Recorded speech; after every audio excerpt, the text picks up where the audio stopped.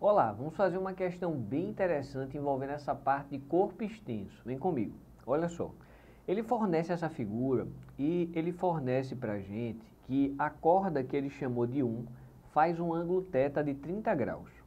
Então tá aqui, ó. Essa é a corda que ele chamou de 1. Vou chamar de T1 aqui. E a corda 2, ela faz um ângulo φ de 60 graus. Então tá aqui, ó, esse nosso T2. A primeira pergunta é achar a razão entre as trações. E a segunda é descobrir o valor de x em função de L. Então essa é uma questão em que a gente tem que destrinchar devagarinho as componentes das forças para poder dizer que está em equilíbrio e fazer a história do torque, né, para que o corpo extenso também fique em equilíbrio. Então a gente já sabe que a condição de equilíbrio é exatamente que o torque resultante seja zero e que a força resultante seja zero. Quando a gente fala força resultante, a gente está falando a força resultante na direção x e também a força resultante na direção y. Então a gente vai ter que trabalhar essas três equações, tá bom? Para isso a gente vai primeiramente decompor essas trações. E aí vale a pena a gente fazer um desenho, vamos dizer assim, maior, para que a gente visualize bem direitinho o que está acontecendo. Primeiro, a gente vai decompor essa tração. Então, vou pegar essa tração aqui, ó, e dividir em T1y e aqui, ó, o nosso T1x. Se a gente analisar aqui a velha geometria, esse ângulo é alternos internos, e aí a gente tem que aquele ângulo é θ. De maneira análoga, a gente vai montar aqui, ó, essa nossa tração T2 e a gente vai também decompor. Então a gente vai ter aqui o T2x e o T2y e também esse ângulo aqui, ó, alternos internos, ele é o φ. Então bora lá. Para responder a letra A, eu sugiro que a gente analise a força na direção x. A gente já sabe que a força resultante na direção x tem que ser igual a zero. Só que na direção x só tem uma força para frente e uma força para trás. Então, ó, esse valor aqui de T2x, ele tem que cancelar com esse valor de T1x. Isso vai matar a questão. Esse T2x ele está separado do ângulo. Se ele está separado do ângulo, ele tem a ver com o seno. Então, esse T2x ele é T2 vezes o seno de φ. E esse T1x também está separado, ele é T1 vezes o seno de θ. Então, ó, esse seno, esse ângulo aqui, φ, foi de 60 graus, tá? Então, vai ficar aqui seno de 60 e esse θ, como a gente comentou, foi de 30 graus, seno de 30. E com isso a gente vai matar a letra A. Seno de 60, você lembra que é raiz de 3 sobre 2, seno de 30 vale 1 meio, então a razão tem a ver com raiz de 3. Vamos ver a ordem que ele quer. Ele quer T1 dividido por T2. Então, ó, vou passar o T2 dividindo, vai ficar simplesmente raiz de 3 ali. T1 sobre o T2 é igual a raiz de 3, respondida a nossa letra A. Então, a letra A foi tranquilo, professor. Foi só decompor e igualar as componentes horizontais para que houvesse, vamos dizer assim, fosse satisfeita a condição de equilíbrio. Exato. Mas agora a gente vai ter que ir caminhando para descobrir quem é esse x em função de L.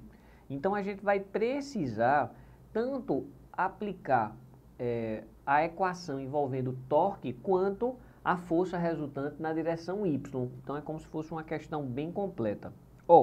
Eu vou analisar o torque em relação a esse ponto que eu vou chamar de ponto A. Quem vai realizar torque está associado à força peso, né, e ao T2y. Então, essa força peso aqui, ó, esse torque tem tendência de giro no sentido horário e esse T2y vai gerar aqui uma tendência de giro no sentido anti-horário. Só vai haver essas duas forças realizando torque em relação ao ponto A. Então, para que o nosso torque resultante seja zero, é o torque 1 tem que ser igual ao torque 2. Lembrar que torque é força vezes distância. Eu gosto de escrever assim, ó, força 1, distância 1, força 2, distância 2. Quem faz o papel dessa força 1 é o peso. E o braço até o ponto A, o braço de giro, é x. Quem faz o papel da força 2 é o T2y. E o braço é o próprio comprimento da barra, que é L. Maravilha. Agora a gente vai analisar se esse T2y está colado ou separado com o ângulo. Quando você olha aqui, ó, ele está colado. Então esse T2y ele é T2 vezes o cosseno de φ. Bora substituir isso. Então vou repetir. P vezes x é igual a T2y, que é T2 cosseno φ. T2 cosseno φ vezes L. Beleza. Só que esse φ a gente já tinha comentado, né, no enunciado que é 60 graus. Então vamos substituir isso. Peso vezes x, T2 cosseno de 60 é 1/2 vezes L.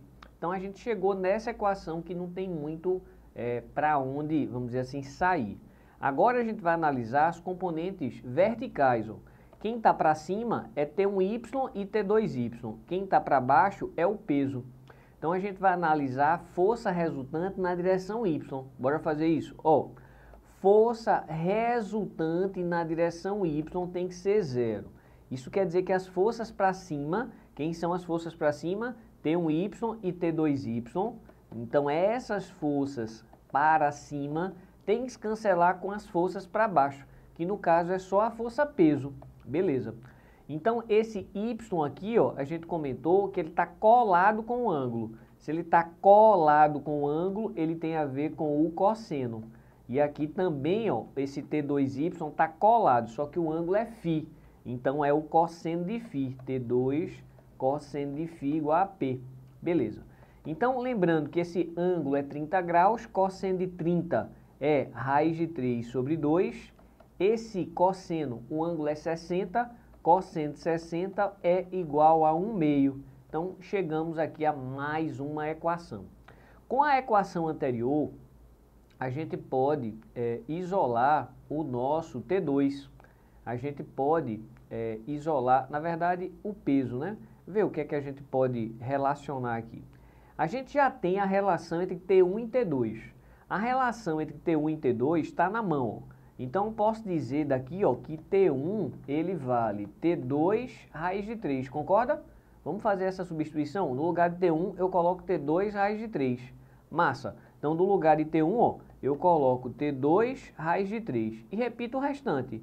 Raiz de 3 sobre 2, T2 sobre 2 igual a P.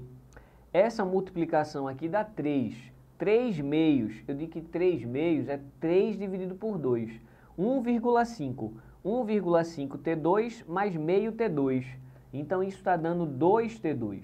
2T2 é igual ao peso, beleza? 2T2 é igual ao peso. Então, eu posso, no lugar de T2, lembrar que, aqui, ó, T2 é igual a P sobre 2. Vamos fazer isso. T2 é igual a P sobre 2. Então, no lugar de T2, eu coloco P sobre 2 e repito o restante. Agora, ó, eu cancelo o P e eu encontro que x ele é L sobre 4. Maravilha! Então, a gente achou x em função de L, que era exatamente o que a questão na letra B pedia. O x em função de L. X em função de L, x é igual a L sobre 4 e a gente mata a letra B e, consequentemente, mata a questão inteira. Então, achei essa questão bem lindinha, porque ela exigia que a gente fizesse a decomposição das forças, igualasse na horizontal, igualasse na vertical e ainda fizesse essa equação do torque. Então, uma questão bonita, beleza? Valeu!